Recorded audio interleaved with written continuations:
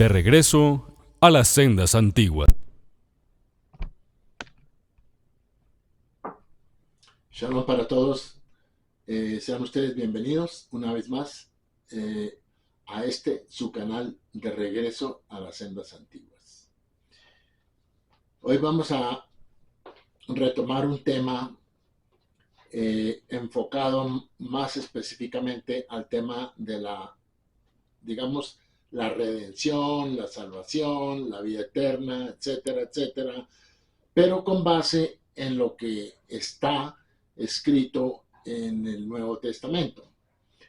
Y vamos a darnos cuenta de que realmente aquí hay dos mensajes en el Nuevo Testamento acerca de la salvación. Entonces queremos de pronto exponer esto para que ustedes puedan comparar o darse cuenta de que realmente hay dos mensajes que son contradictorios. El uno es el mensaje de Jesús, el judío, el predicador judío que enseñó o predicó Torá. Y el otro es el mensaje de Pablo. Entonces vamos a ver qué dice cada uno de ellos con respecto al tema de la salvación, la vida eterna, la redención. Entonces, el mensaje de redención de Jesús es completamente opuesto a lo que Pablo enseña. Obviamente muchos de ustedes estarán diciendo que eso no es así, o que de pronto yo estoy equivocado, o hay algo que no está bien, no concuerda. Bueno, vamos a ver que el mismo escrito del Nuevo Testamento nos va a dar la respuesta. Yo simplemente estoy mostrando lo que está ahí, con el propósito de que ustedes estén mejor informados.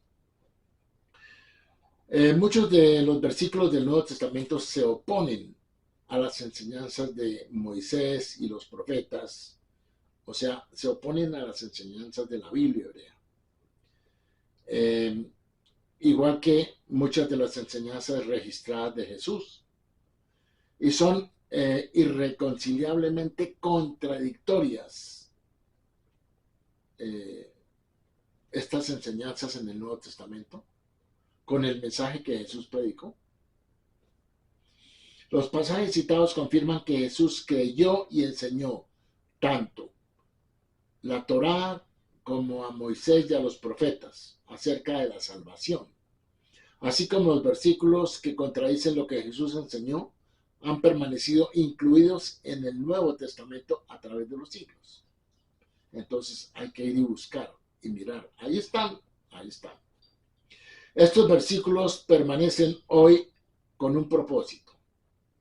Quedan para mostrarle a ustedes, a los lectores cuidadosos y a los estudiantes, mostrarles la verdad en medio de la ficción, tal como está escrito en el Nuevo Testamento. El judaísmo y la Torá siempre han sido y siempre será el camino hacia Dios, el Creador. Y ha sido el camino hacia Él tanto para el pueblo judío como para los no judíos. Ahora, vamos a ver por qué razón, miremos esta parte, por qué razón Jesús dijo, porque la salvación viene de los judíos. ¿Qué quiso decir con eso? La salvación viene de los judíos.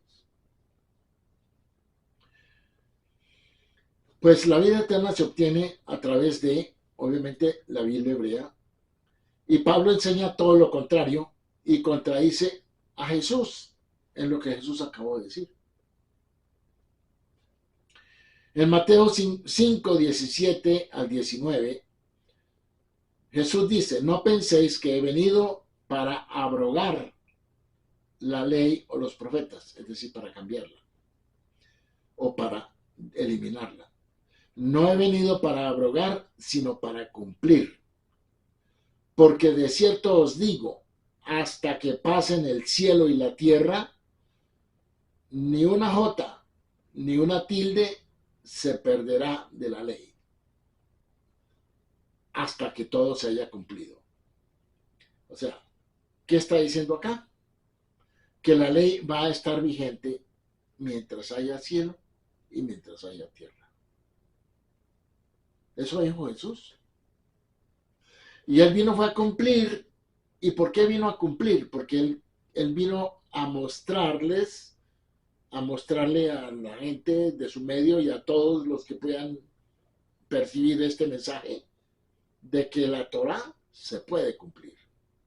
Los mandamientos se pueden cumplir. Es obvio que todo ser humano peca y todos hemos pecado y lo más probable es que pequemos todos los días.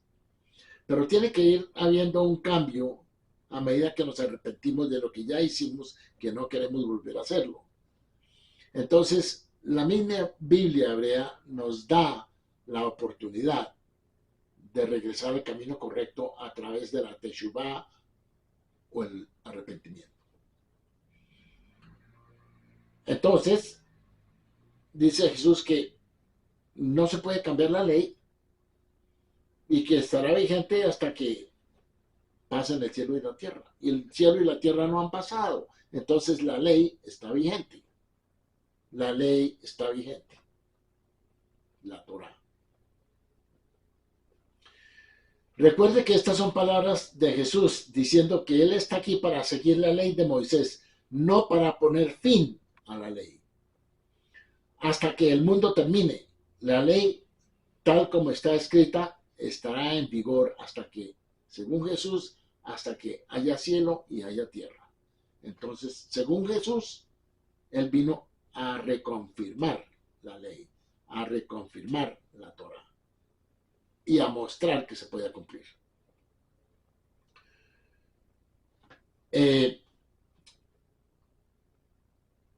No quiere decir cuando se dice en otras partes que el fin de la ley es Cristo. Muchos lo interpretan que como Cristo ya vino, se acabó la ley. No, esa es una mala interpretación. Esa es una mala interpretación.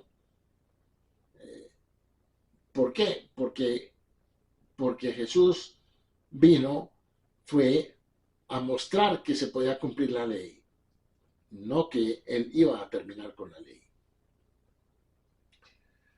Bien, y obviamente esto significa obedecer y hacer.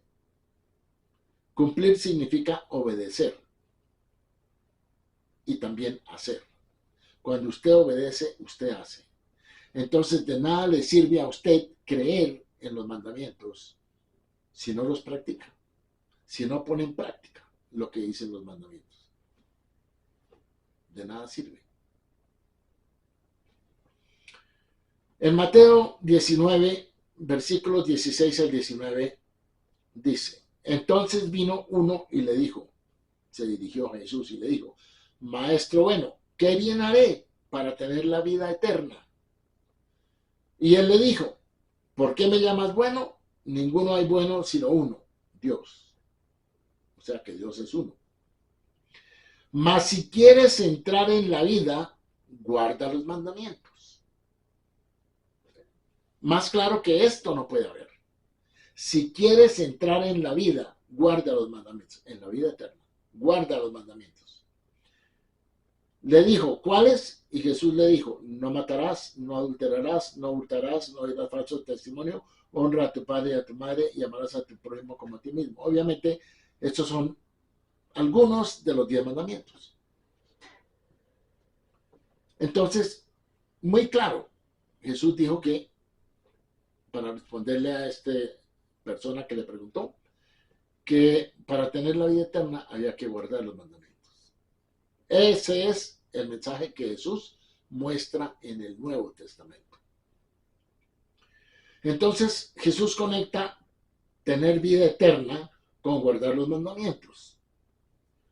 Y obviamente son los 10 mandamientos y bajo cada una de estas categorías se agrupan muchos otros. Para nosotros los judíos hay 613 mandamientos. Para los no judíos también hay mandamientos. Entonces, la excusa de que no, es que fue dada solamente a los judíos. Y entonces los no judíos, ¿qué ley siguen? ¿Cuál es la constitución del comportamiento de un ser humano entonces? Luego aquí también para el no judío hay mandamientos que están descritos en lo que llamamos las 7 leyes no ágidas. Bien, entonces, si usted es honesto consigo mismo, estaría de acuerdo que la mayoría de ustedes que profesan el cristianismo o el catolicismo, que leen y escuchan a sus pastores en sus iglesias, les han dicho a la gran mayoría que ya no están bajo la ley, o sea, sino que están bajo gracia, según Pablo. Entonces aquí comenzamos a ver que hay algo contrario a lo que Jesús dijo aquí. Jesús no habló de gracia. Jesús habló de mandamientos, de guardar y obedecer los mandamientos. Pero aquí entonces resulta que Pablo viene y dice que no, que ya la ley, que ya el ser humano no está bajo la ley, sino bajo la gracia. Entonces, aquí comenzamos a ver que sí hay dos puntos de vista contrarios. Uno, el de Jesús, otro, el de Pablo. Usted va a tener que, al final de esta presentación, pensar a quién le va a usted a escuchar, a quién le va a obedecer usted, a Jesús o a Pablo. Pero ¿cómo puede la enseñanza de Pablo a este respecto ser opuesta a lo que dijo Jesús? Bueno, ¿está Jesús enseñando que la vida eterna y la salvación en el cielo están conectados con guardar y observar las leyes de Dios? Obviamente que sí. El camino a la vida eterna, tanto para el judío como para el no judío, y la salvación es el guardar los mandamientos requeridos tanto para el judío como para el no judío. En Marcos 12, versículos 28 al 31, y en Mateo 22, 36 al 40, le preguntan a Jesús, ¿cuál es el primero, el más importante? ¿Cuál es el gran mandamiento de todos? Y Jesús le respondió, el primero de todos los mandamientos es, oye, oh Israel. Resulta que en el hebreo, el Shema, oye, es oír y escuchar, pero con atención. No es solamente oír, sino poner en práctica. Dice, el eterno, nuestro Dios, el eterno es uno. Y eso lo dijo Jesús. Entonces, ¿cuál es el mensaje aquí para los trinitarios? Ahí Jesús está diciendo que el mandamiento más grande es ese. ¿Por qué? Porque es lo que muestra la unicidad de Dios. Y luego dice, llamarás al eterno tu Dios con todo tu corazón, con toda tu alma y con toda tu mente y con todas tus fuerzas. Este es el primer mandamiento. Y el segundo, a saber, es amarás a tu prójimo como a ti mismo. Entonces muchos dicen, ay, pero Jesús no dio sino 2 mandamientos. Ese y amar al prójimo. Pero es que al amar a Dios hay que guardar sus mandamientos. Hay que no blasfemar. Hay que honrar a padre y madre. Hay que obedecer los mandamientos. Y en honrar al prójimo, amar al prójimo, vienen los otros mandamientos del 6 al 10. Entonces lo que Jesús hizo fue condensar estos 2 mandamientos que él supuestamente mencionó, que están involucrados, dentro de los cuales están los 10 mandamientos. Entonces Jesús seleccionó Deuteronomio capítulo 6 versículos 4 y 5 y Levítico capítulo 19 versículo 18. Esto fue muy judío de su parte, como la mayoría de los rabinos estarían completamente de acuerdo, especialmente obviamente sus antepasados como Gilel. Eligió la oración del Shema, la afirmación judía de la unicidad de Dios, no de la Trinidad, de la unicidad de Dios, y la dedicación al amor por Él, junto con la gran enseñanza moral del judaísmo de amar a las personas con el amor que tienes por ti mismo. Esto es indicativo de un Jesús judío. Pero también debo decirles en este momento que en su Nuevo Testamento hay dos figuras de Jesús. Esta que estamos mostrando aquí, que es de un Jesús judío, y hay otra figura que fue la que Pablo inventó, que es el Jesús cristiano. Entonces, ahí también ustedes tienen que hacer una valoración de sus creencias, ahondar un poco más y reflexionar en dónde se encuentra usted con relación a lo que usted cree, en quién cree y por qué cree en eso. En Lucas 10, 25 y 28 le dicen: Maestro, ¿qué haré para heredar la vida eterna? Y él dijo: ¿qué está escrito en la ley? Y él respondiendo dijo: amarás al Señor tu Dios con todo tu corazón y con toda tu alma y con todas tus fuerzas y con toda tu mente, y a tu prójimo como a ti mismo. Entonces, ¿qué le dijo Jesús? Bien ha respondido: haz esto y vivirás. Entonces, el amor a Dios está dentro de la obediencia, o la obediencia a los mandamientos es una forma de mostrar el amor a Dios, porque por algo Él los dio. Y el amar al prójimo también. Bueno, entonces, obviamente hay una conexión entre heredar la vida eterna como una referencia también a la vida eterna y vivirás a la vida eterna y a la salvación. Ahora, ha notado que en Lucas 10, 25 al 28 y Mateo 19, 16 al 19 se repite algo muy importante. ¿Y qué es? Es decir, que poseer y heredar la vida eterna siempre está relacionado con hacer algo, no con creer en algo.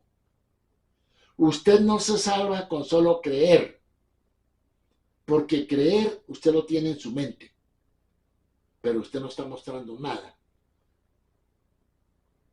que pueda complementar lo que usted está pensando.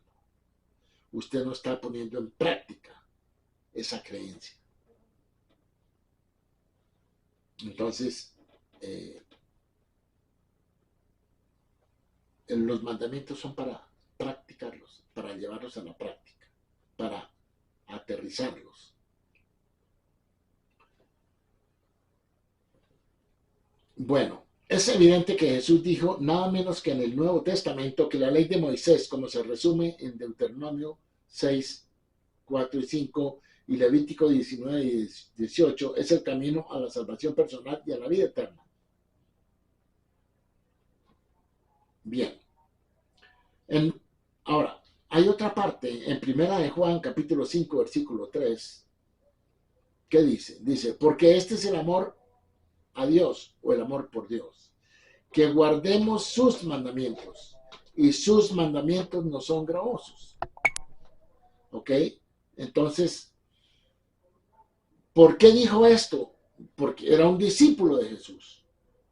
Si era discípulo de Jesús, tenía o seguiría las enseñanzas de Jesús. Entonces, Primera de Juan, está intuyendo que hay que guardar los mandamientos, si eso es el amor a Dios. En Mateo 7:21, ¿qué dice Jesús? No todo el mundo entrará en el reino de los cielos, sino el que hace la voluntad del Padre que está en los cielos. Hacer la voluntad de Dios es obedecer los mandamientos de Dios, porque para eso Él los dio, para que fueran llevados a la práctica, no se quedaran en la cabeza. Bueno, entonces, vemos realmente aquí que lo que Jesús ha dicho está conectado con la vida eterna y vemos que vamos ahorita a mirar el lado de Pablo. Entonces,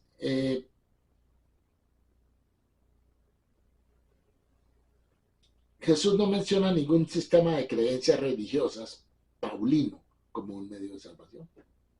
Es que Jesús ni siquiera conoció a Pablo, o Pablo ni siquiera conoció a Jesús.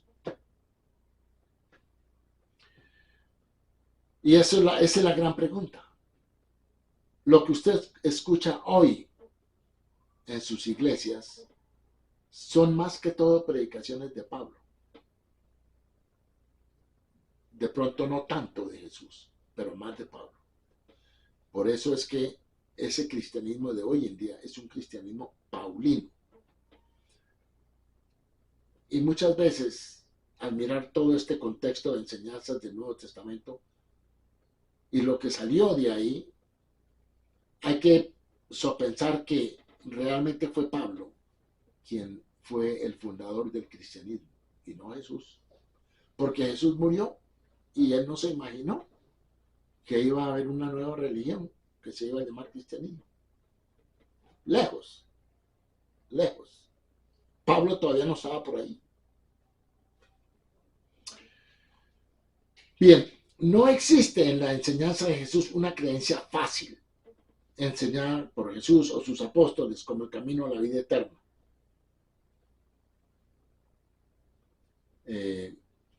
Entonces, pero Pablo sí trajo algo fácil. Y obviamente, el ser humano, la naturaleza del ser humano es coger lo más fácil. Y cuando Pablo ofrece una salvación barata, que no es salvación, pues la gente lo acoge. Y se queda con ese sentir. En ninguna parte Jesús enseña que una creencia en Él trae para sus creyentes la vida eterna. Ni siquiera Jesús, cuando le preguntaron, Maestro, ¿qué tengo que hacer para tener la vida eterna? Él no les dijo, ustedes deben creer en mí. Él no lo dijo.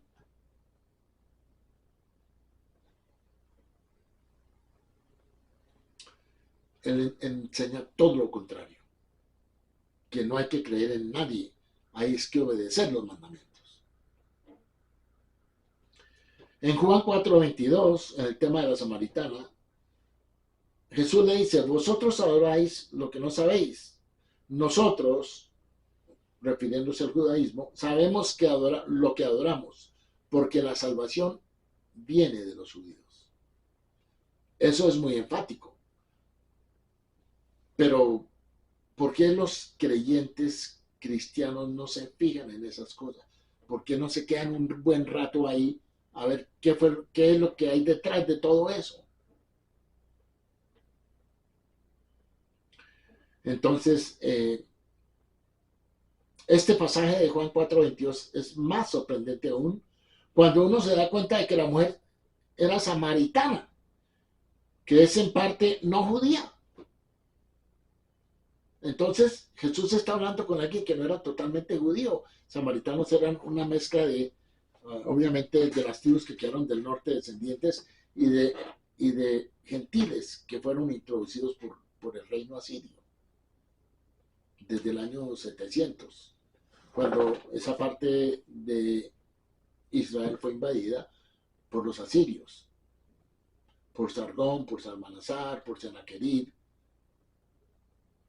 Entonces, esta mujer está escuchando lo que Jesús le está diciendo. Y Jesús le dice, ustedes no saben lo que adoran, nosotros sí sabemos lo que adoramos, porque la salvación viene de los judíos. Bueno, la está corrigiendo. Veamos ahora el mensaje de salvación de Pablo. Pablo dio forma a la iglesia gentil después del año 70 de la era común. Inclusive, Pablo, sus escritos salieron más o menos en el año 54, 56, 58, pero los evangelios salieron 20, 30 años después. Entonces, los evangelios incorporaron muchas de las enseñanzas de Pablo. Entonces, ahí usted va a encontrar un revuelto de las enseñanzas de Jesús y las enseñanzas de Pablo. Y por eso es que la persona se confunde. Y al fin termina escogiendo lo más fácil, que es la enseñanza de Pablo y lo que le predica el pastor o el cura. Entonces, esto es lo que hay que tener en cuenta.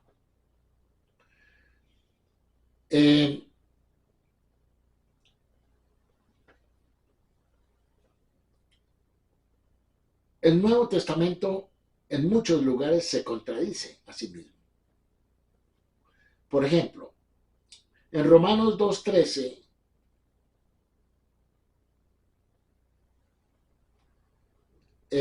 Pablo dice lo siguiente: no los oidores de la ley son justos ante Dios, sino los hacedores de la ley serán justificados. Bueno, eso parece estar correcto. Pero unos versículos más adelante, todo cambia.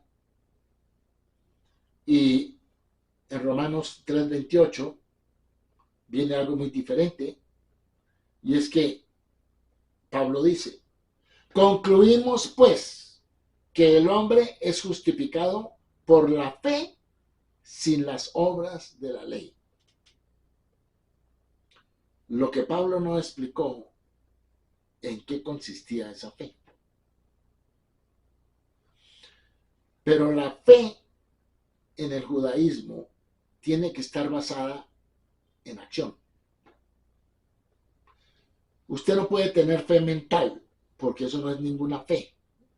Usted no ha mostrado, usted no ha hecho nada para mostrar ese concepto mental que usted tiene de la fe. Y la gente se quedó con eso. Entonces dice que el hombre es justificado por la fe. ¿En cuál fe? ¿En qué? ¿Por qué? ¿Cómo? Sin las obras de la ley. Entonces Pablo está negando la eficacia de los mandamientos. Si yo creo que hacer el bien es bueno, pero nunca lo hago, pues yo no tengo ningún mérito. Me quedé con creer, pero no más.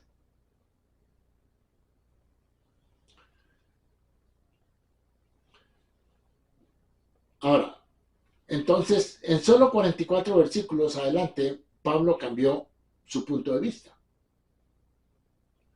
Y en 1 Corintios 6:11 dice Pablo: y esto erais algunos de vosotros, mas ya sois lavados, mas ya sois santificados. ¿Cómo van a ser lavados? ¿Cómo van a ser santificados? ¿Qué es lo que santifica a una persona? Pues a una persona la santifica es la obediencia a los mandamientos. Porque un santo es el que guarda mandamientos.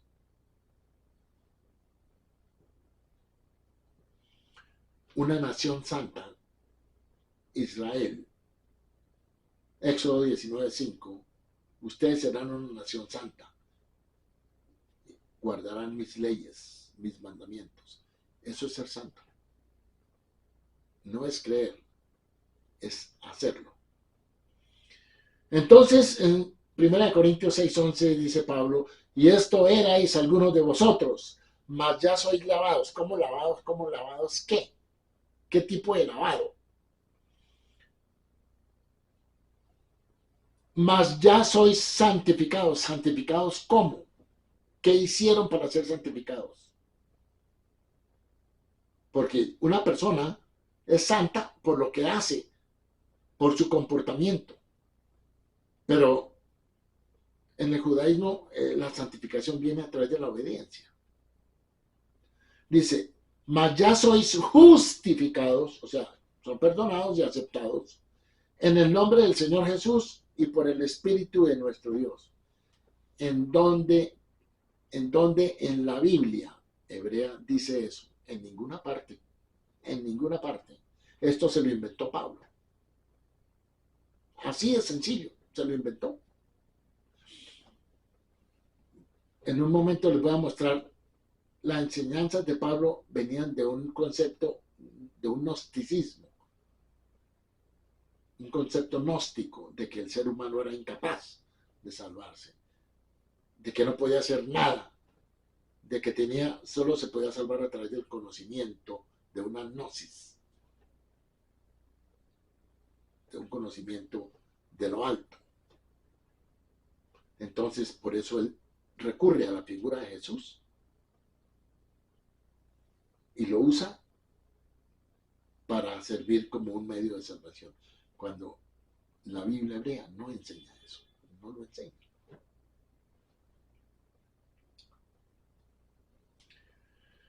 Tenga en cuenta que el versículo anterior dice que aquellos que eran transgresores habían sido ayudados por el mensaje cristológico de Pablo y la creencia en su evangelio, en el evangelio de Pablo, porque no era, es un evangelio que él se inventó, en su evangelio que enseñaba la justificación de los pecadores a través de la creencia en la muerte y resurrección de Jesús para vida eterna. Imagínese usted, si usted cree en la vida y la muerte de Jesús, que eso lo salva a usted, inaudito. O sea, no tiene sentido, no es lógico, no es coherente. Este es el tipo de gnosticismo que él enseñó. Ahora, habiendo entendido esto, entonces podemos entender su mensaje, el mensaje de Pablo a los no judíos, en el que él utiliza literalmente a Jesús. Lo usa como un cebo que es algo que atrae. Lo utiliza como un medio de atracción para que los no judíos crean en el Jesús de Pablo, no en el Jesús judío, sino en el Jesús de Pablo, como un camino para la vida eterna. Entendamos que Pablo usó la astucia. Él decía, yo me hago lo que sea para convencer al que sea, hacerse todo para todos para ganar a algunos. Al no decirles a los paganos que tienen que aceptar la Torá de inmediato, sino que utiliza astutamente utiliza el concepto del Jesús paulino y la relajación o el abandono de la Torá en su esfuerzo por ganar adeptos de los paganos.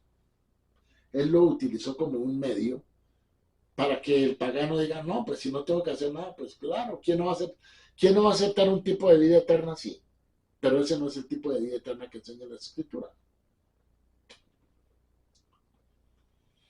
También en el caso de Lucas, en Lucas 1:46, cuando estaba María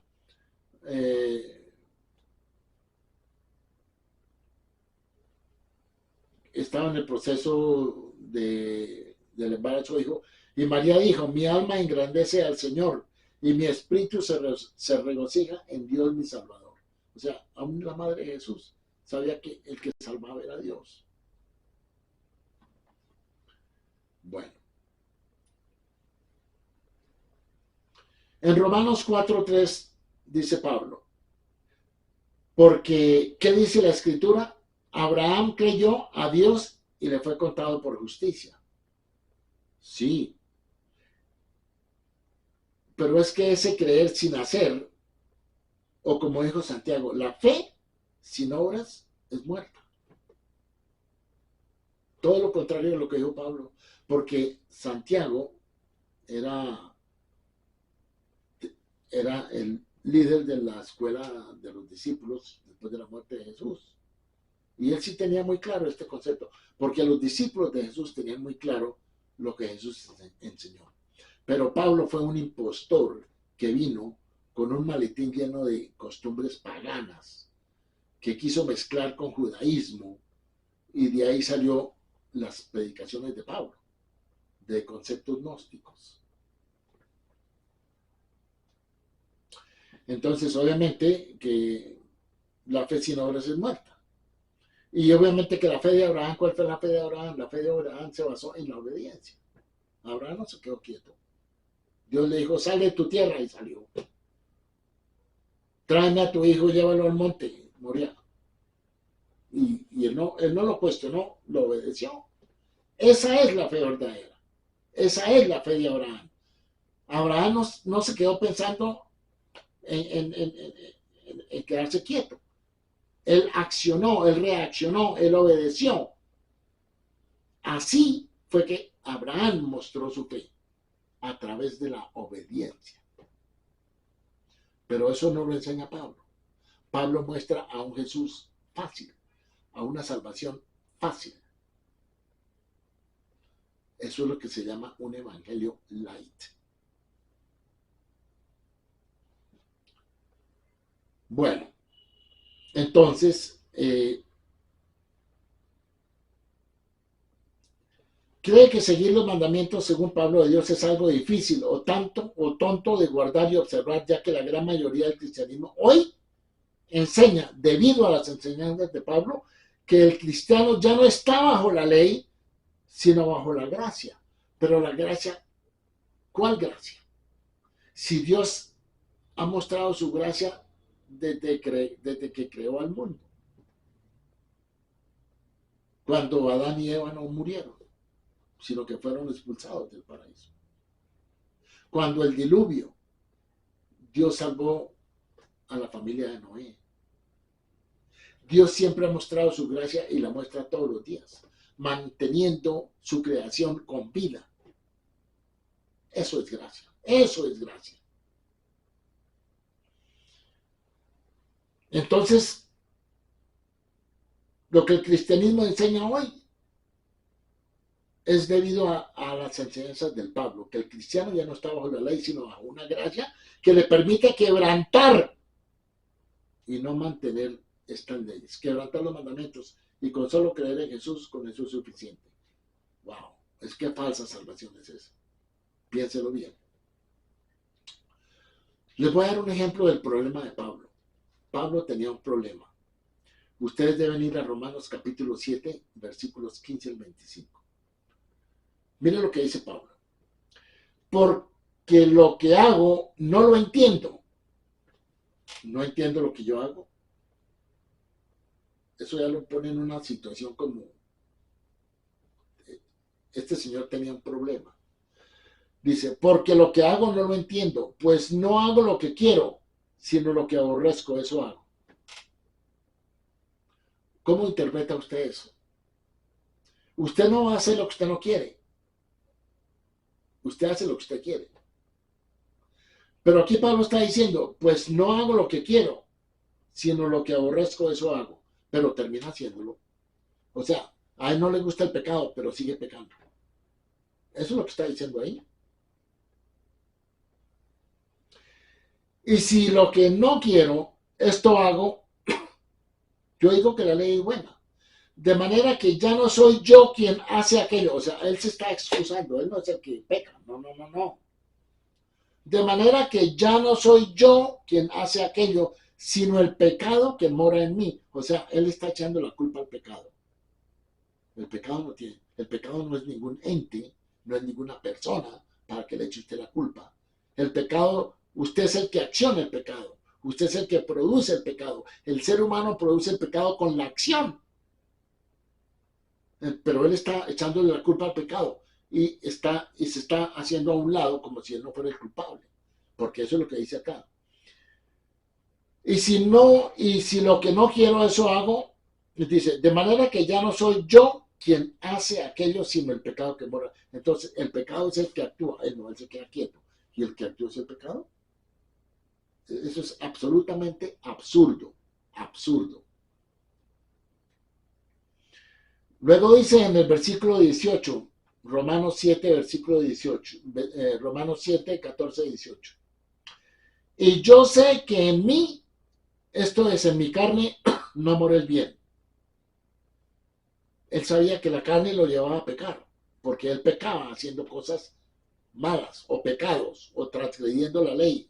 Él sabía eso. Dice, y yo sé que en mí, esto es, en mi carne, no mora el bien.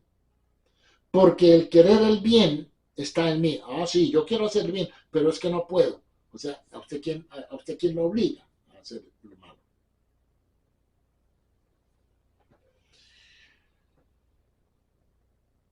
Dice, porque en mi carne no mora el bien, porque el querer el bien está en mí, pero no el hacerlo. Eso es excusarse, echarle la culpa al pecado. Eso es algo estúpido. ¿Quién le puede echar la culpa al pecado? Porque no hago el bien que quiero, sino el mal que no quiero, eso hago. Entonces, él mismo se está autoincriminando. Si fuera esto una corte de justicia, sería condenado de una, inmediatamente. Y si hago lo que no quiero, ya no lo hago yo, sino el pecado que mora en mí. Entonces, la Biblia hebrea enseña que el pecado es el resultado de la desobediencia a los mandamientos. Entonces, aquí él está echando la culpa al pecado, obviamente que él hizo algo malo, o él hace lo malo, pero él no se quiere echar la culpa a sí mismo, sino se le echa al pecado. Pero es que el pecado lo produjo él mismo. Entonces es obvio que este tipo de lenguaje que él tiene ahí es un lenguaje de una persona que tiene un problema que no puede dominar su voluntad. No tiene fuerza de voluntad. Ese es Pablo. Ahí les estoy mostrando a Pablo. Y ustedes lo tienen escrito en sus Biblias, en sus Nuevos Testamentos. Mírenlo bien. Ese es el Pablo que le muestra el pastor, o es el Pablo que le muestra el cura. Ese es el Pablo que era impotente para dominar sus instintos animales, porque la carne es la que lleva al pecado. El pecado se comete cuando usted lo actúa. Usted lo puede tener en su mente, pero lo materializa cuando lo actúa. Y por eso él habla de hacer. Yo hago lo que no quiero, pues ya lo hizo, usted pecó.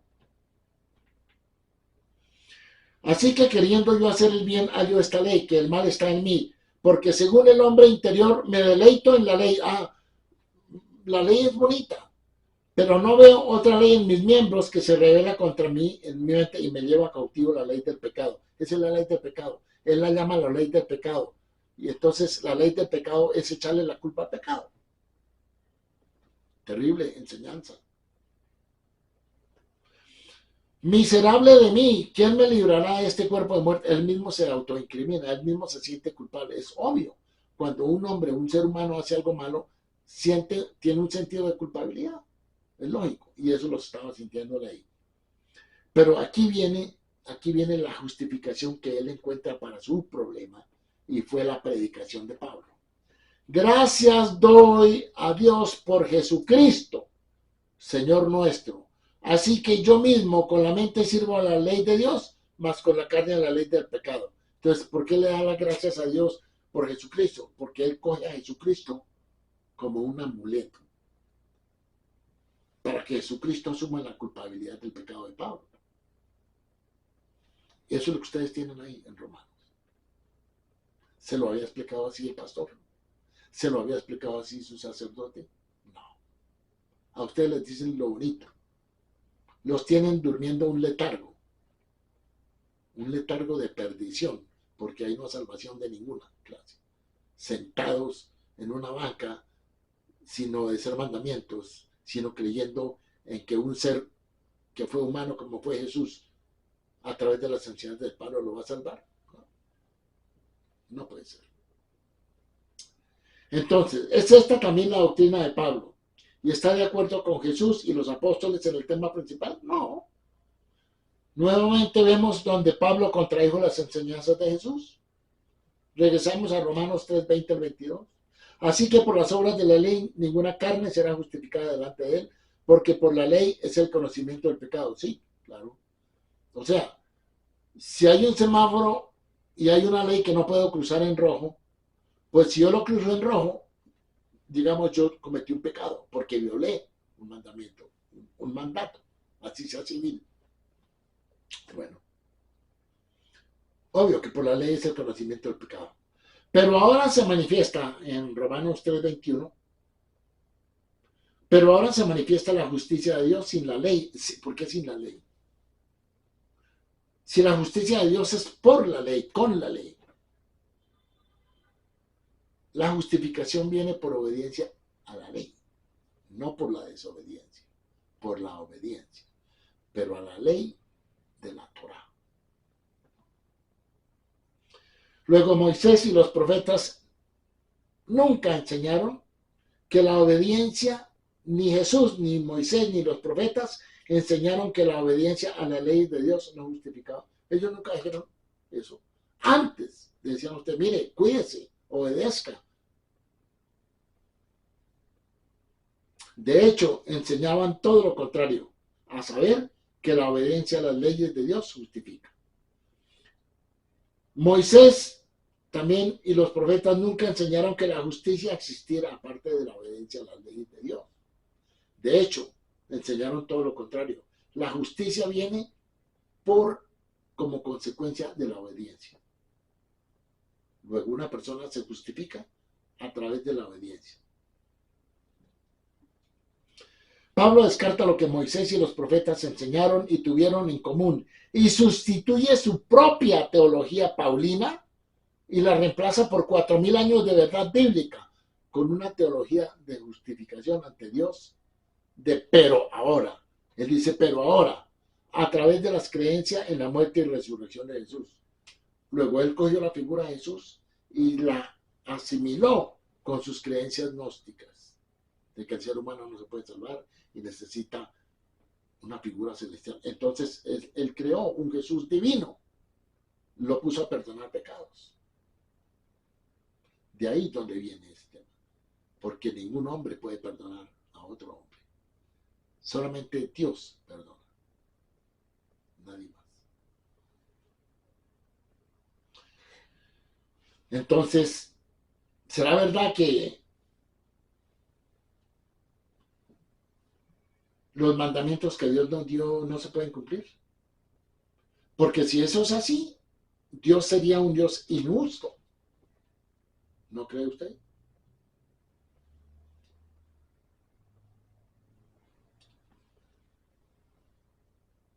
Pero cuando Dios dio los mandamientos, no son difíciles de cumplir. Cuando usas todas las buenas intenciones con todo tu corazón. Las leyes de Dios requieren un esfuerzo. Aún así no sea perfecto. Pero hay que tratar. Y en Deuteronomio, capítulo 30, del versículos 8 al 14, Dios le dice a Israel, el mandamiento que yo te doy no está en el cielo, ni está en la otra orilla lejos del mar, para que usted diga, ¿quién me lo traerá para yo cumplirlo? Dice Dios, sino que está cerca a ti, en tu corazón y en tu boca. Y luego termina en el versículo 14 de Deuteronomio 30 diciendo, para que lo cumplas. Entonces Dios nos dio mandamientos que sí se pueden cumplir. Contrario a lo que se enseña en el cristianismo. ¿Cierto? Entonces, son cosas que hay que mirar con mucho cuidado. Porque su salvación está en juego. Y yo traje este tema hoy porque hay mucha gente en el cristianismo y en el catolicismo que no han caído en cuenta del error tan grande en el que están. Ustedes tienen unos escritos que están mezclados con conceptos paganos, con mitología persa, nacimiento virginal, con el tema de la Eucaristía, un concepto pagano, idólatra, y con una falsa enseñanza de un Pablo que era un oriundo de Tarso en Turquía y tenía un contexto pagano y se convirtió al judaísmo porque él no era judío. Nunca Pablo fue fariseo tampoco. Nunca conoció a Jesús. Entonces ustedes se están poniendo su confianza en eso o en él. Tengan cuidado. Yo los dejo por acá por ahora y solamente los insto para que estudien. Si usted no estudia, usted nunca va a conocer la verdad, usted nunca va a saber si si está engañado o no, o si lo están engañando o no. Entonces, el propósito mío acá es informar, pero usted tome la decisión que quiera. Yo no estoy aquí para convencer a nadie de nada. Muchas gracias por su atención, muchas gracias por sus comentarios, estaremos pendientes. Shalom.